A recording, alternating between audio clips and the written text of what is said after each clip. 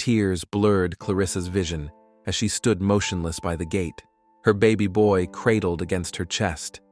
Her breath caught in her throat as she watched her husband, Damien, slide into his sleek black car, his hand arrogantly draped over the shoulders of Vanessa, the woman who used to wash their floors, serve their meals, and curtsy whenever Clarissa entered the room.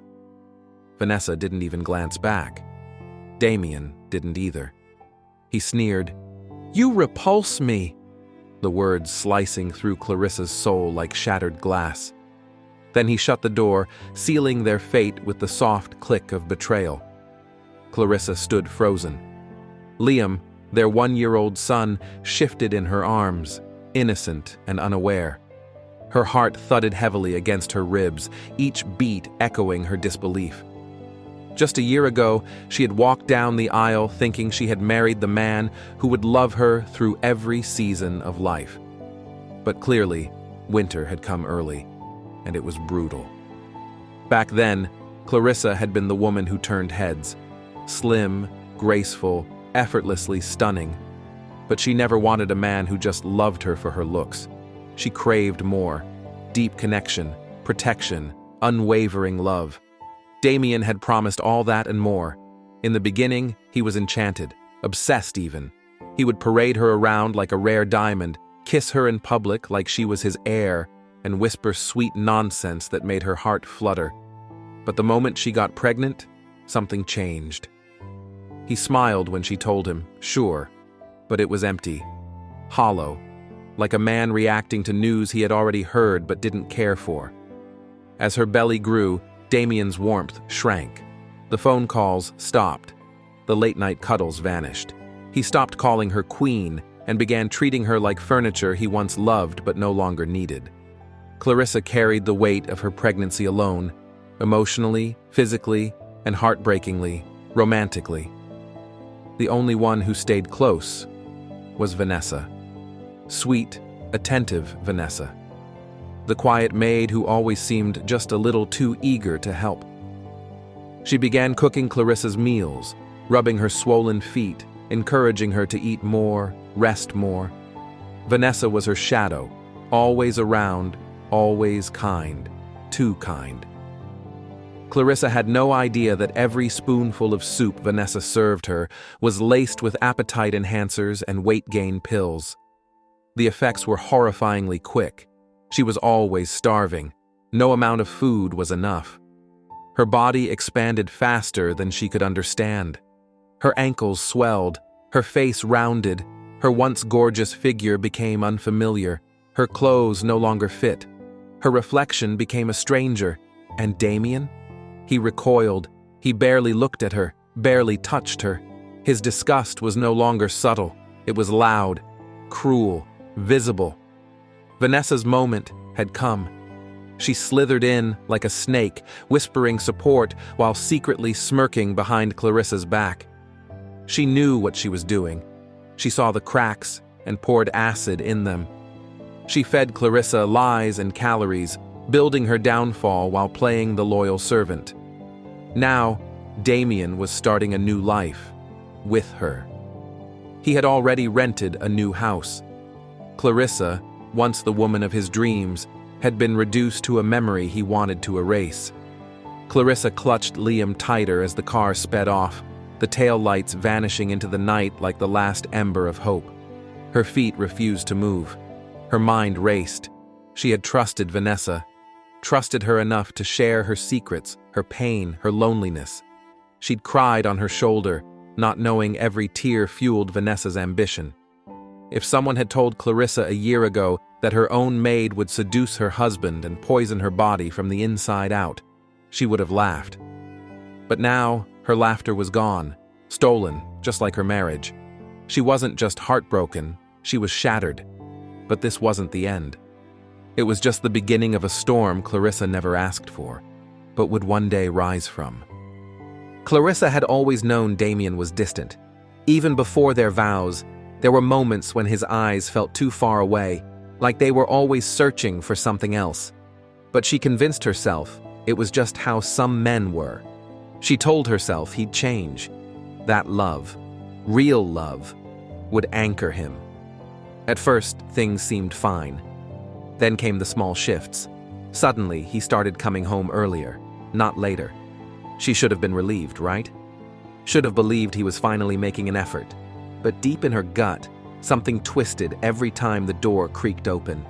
He didn't come home to kiss her, to ask about her day, or even to touch her growing belly.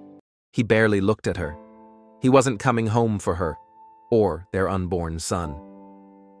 One restless night, when sleep had become a stranger, Clarissa decided to get up for a glass of water. The house was silent, thick with the kind of tension that hums even in stillness. As she passed the hallway, something made her stop. The kitchen light was on. That wasn't right.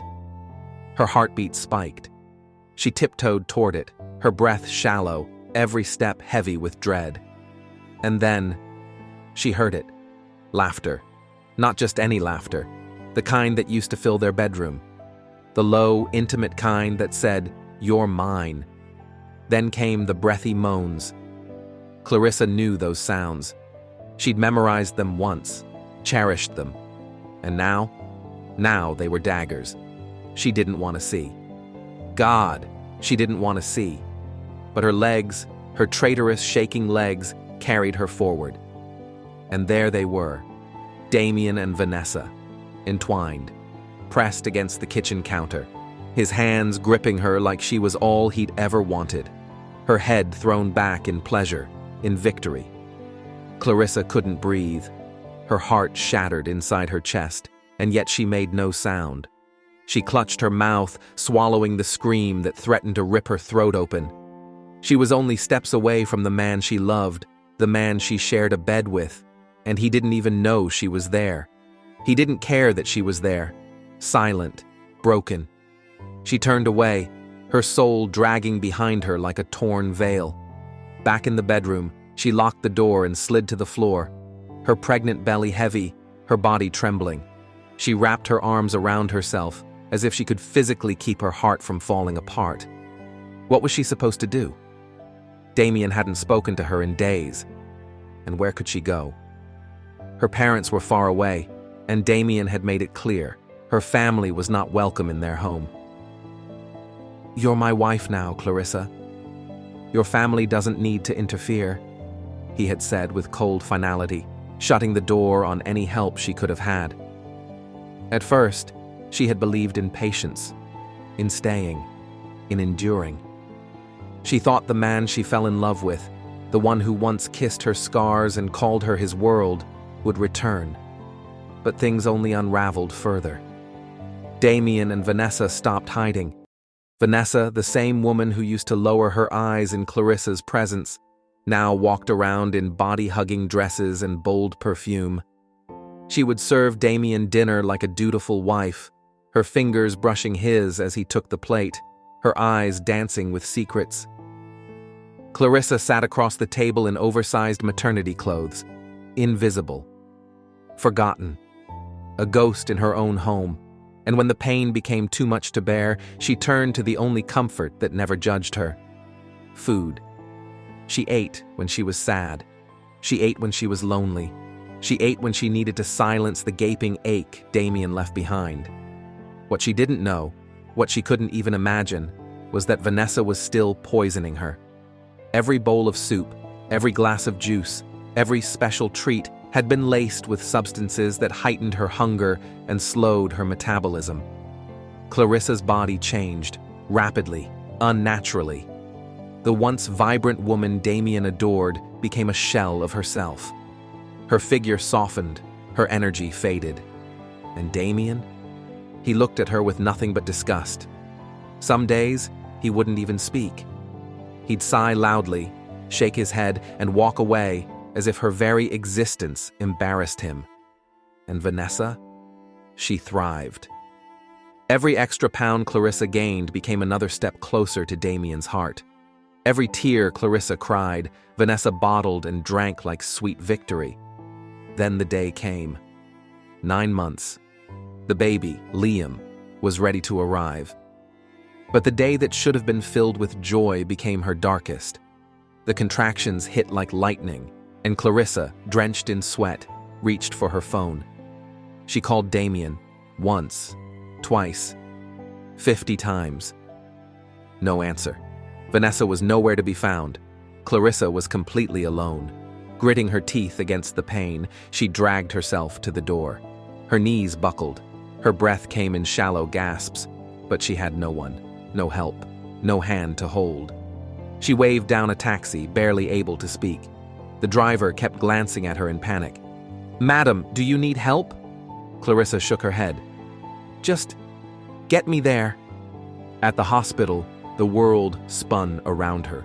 Nurses rushed forward, their words a blur. "Where's your husband?" one of them asked gently. She didn't reply. What could she say?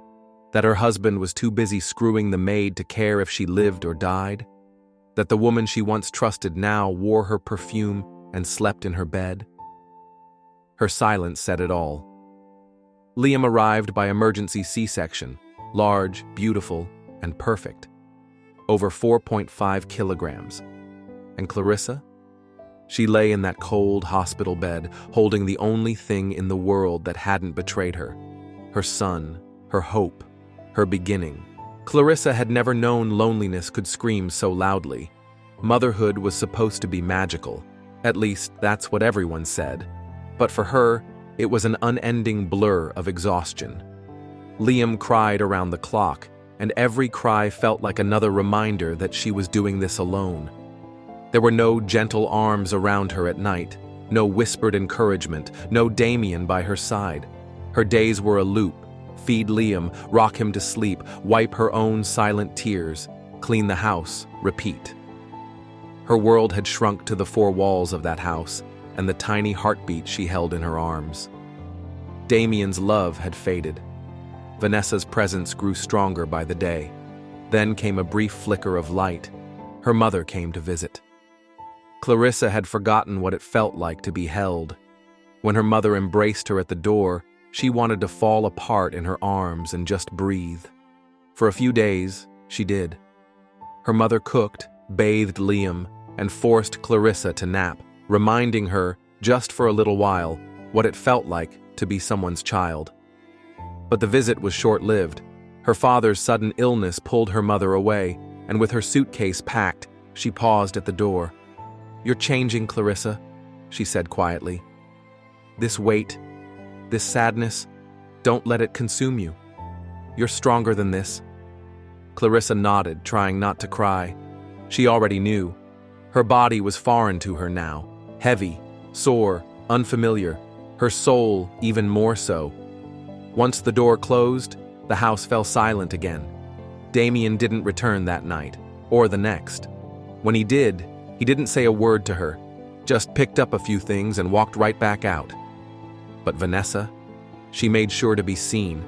She would twirl around the living room in new clothes Clarissa didn't recognize, probably bought with Damien's money. One morning, as Clarissa sat on the floor folding Liam's tiny clothes, Vanessa strolled in with a steaming cup of tea. "I made this special blend just for you," she said with a fake smile. "Chamomile. Thought it might calm the stress, and maybe curb the late-night fridge visits too." Clarissa blinked. Her fingers froze over the tiny socks in her lap. She didn't respond. She just watched Vanessa walk away, hips swaying, humming a tune as if she hadn't just stabbed Clarissa with honey-laced cruelty. The rage burned behind her eyes. She wanted to scream, to throw the mug, to drag Vanessa out by her perfect weave and remind her who the real woman of the house was. But instead, Clarissa stood. She walked to the sink and began washing dishes, each plate scrubbed as if it was a release of all the things she couldn't say out loud. Her chest rose and fell with heavy breaths. She didn't notice the water running too long or the soap suds overflowing. Then, Liam's cry. Not a soft one, a shriek that broke through everything. She dropped the sponge, hurried to the bedroom, and found him flailing in distress. She scooped him up, pressing his tiny body to hers. "I've got you. I'm here," she whispered, tears forming. She rocked him until he calmed, the weight of her new world sinking in. When she finally sat back down, Surrounded by bottles, laundry, and unfinished chores, she stared into the chaos and realized something. She was doing all of this alone, and still standing, still breathing, still holding her son. They thought they had broken her. Damien thought she was nothing now. Vanessa thought she had won. But Clarissa was no longer just a wife or a mother. She was a flame, and all she needed was one spark. That night, for the first time in what felt like an eternity, Damien finally acknowledged Clarissa's existence. She had just finished nursing Liam and was cradling him in her arms when Damien barged into the living room, his eyes bloodshot with irritation. The baby had been fussy all day, and Clarissa hadn't had a moment to sit, eat, or even breathe properly. But none of that mattered to Damien. "I can't take this anymore," he snapped, rubbing his temples. "That child never stops crying. I can't even sleep in peace in this house. It's like living in a war zone." Clarissa's eyes widened in disbelief. Was this what it had come to? Her child, a baby, being spoken of like a nuisance? "And this place," he continued, gesturing around with disgust. "It's always filthy. If Vanessa wasn't around, would you even be able to function at all?" Clarissa's fingers tightened around Liam's blanket. Her voice was barely a whisper. "So now this is all my fault?" Damien scoffed and chuckled bitterly. "I honestly don't even know what I saw in you." Her heart dropped. That was the blow that broke something deep inside her. "I've been doing my best," she said, her voice trembling. "Yes, I know about you and Vanessa. I've known. I stayed quiet because I hoped—" He cut her off coldly, his face expressionless. "And? What do you want? A prize for pretending not to see it?" Clarissa took a shaky breath. "Damien, you're hurting me. You've changed. You're cheating on me with the woman who used to clean our toilet." He shrugged, as if she'd told him the weather forecast. "So what?" Tears stung her eyes. "I'm your wife. I carried your child. I gave you everything I had." "You think I wanted a child?" he snapped, his voice low and venomous. "I never asked for this life, Clarissa." Her chest constricted as though the walls were caving in. But Damien had already turned his back on her, walking away like none of it mattered. "This conversation is over," he muttered. The next morning, he was gone. No farewell, no apology, no explanation. Just packed bags, a slammed door, and Vanessa trailing behind him in a red dress and a victorious smirk, as if she had just claimed a prize she never deserved. The silence that followed wasn't peaceful. It was loud. It screamed in her ears as she stood in the middle of the home that once promised forever. Now it was just a pile of broken promises and haunting memories. Clarissa fell into a dark routine, feeding Liam, pacing the floor, barely eating. The ache in her chest was heavier than ever. Damien's words replayed constantly. "You disgust me. I never wanted this." She'd sit on the couch for hours, staring into space, hearing echoes of laughter that no longer lived there. Some days she didn't know what day it was. Some nights she didn't care if the sun rose. But then always, Liam would cry, and she'd move. She had to. She couldn't fall apart. Not fully. Not with him watching. Slowly, she began to find slivers of strength. She used the little savings she had to keep the lights on, bought diapers and formula, cooked when she could. She even started eating real meals, not out of emotional hunger, but to be strong for Liam. And though the house still felt like a graveyard of what used to be, Clarissa made it livable again. She cleaned. She folded clothes.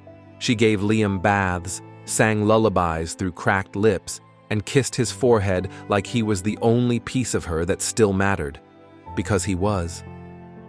Weeks passed. Then came the invitation. Her parents were celebrating their 30th wedding anniversary. Clarissa hadn't seen most of her family in nearly a year.